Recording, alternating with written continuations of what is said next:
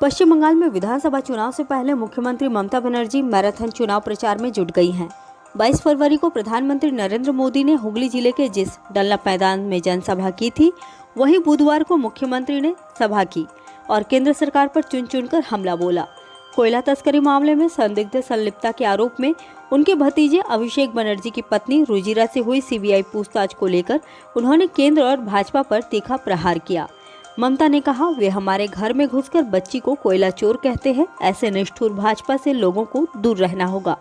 भाजपा वाले खुद कोयला चोरों के होटल में रहते हैं, उनके साथ कारोबार करते हैं और हमारे घर में घुसकर बहू बेटियों को कोयला चोर कह रहे हैं।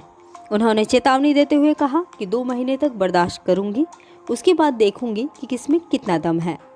2 महीने बाद आपको लोकतंत्र की ताकत दिखाऊंगी। लोकसभा चुनाव के दौरान जिले में तृणमूल कांग्रेस के खराब प्रदर्शन को लेकर ममता बनर्जी ने कहा कि हमने अपनी सारी गलतियों को सुधार लिया है। आप भाजपा जैसी निष्ठुर पार्टी को मत लाइएगा। माकपा और कांग्रेस से भी दूर रहिए। लोगों को राजनीतिक पार्टियों से रुपये लेने के लिए गैर कानूनी तरीके से उकसाते हुए ममता ने कहा कि आप पैसे ले लीजिए, मांस भात खाइए और वोट मुझे दीजिएगा। भाजपा नेताओं के गरीबों, दलितों, आदिवासियों और शरणार्थियों समुदायों के घर भोजन करने पर भी ममता ने तंज कसा। उन्होंने कहा कि पहले एक बीड़ी 3 बार पीते थे, अब 5 स्टार और 10 स्टार होटल में बैठकर खाते हैं। गरीब व्यक्ति को 10,000 रुपये दे देते हैं और उनके घर खाना खाने के बहाने फोटो खिंचवाने चले आते हैं। वे मिथ्यावादी, दंगावादी, हिंसावादी पार्टी हैं। उन्होंने कहा कि नरेंद्र मोदी ट्रंप को जिताने अमेरिका गए थे, लेकिन इनका हाल ट्रंप से भी बुरा होगा। उन्होंने कोयला तस्करों के साथ भाजपा के संबंधों का दावा करते हुए कहा कि दुर्गापुर में जिस होटल में पार्टी चल रहा था वह किसका है।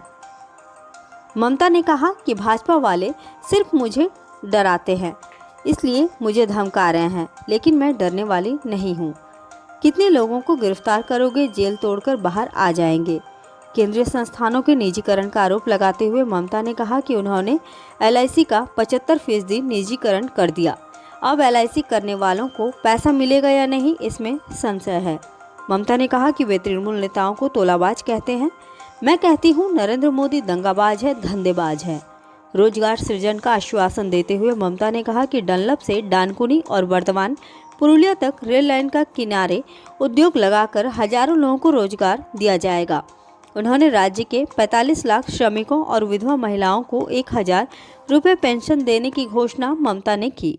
डनलप के रबड़ कारखाने के अधिग्रहण के संबंध में जिक्र करते हुए ममता ने कहा कि इसके लिए उन्होंने चिट्ठी लिखी थी, लेकिन नरेंद्र मोदी की सरकार ने अधिग्रहण नहीं करने दिया।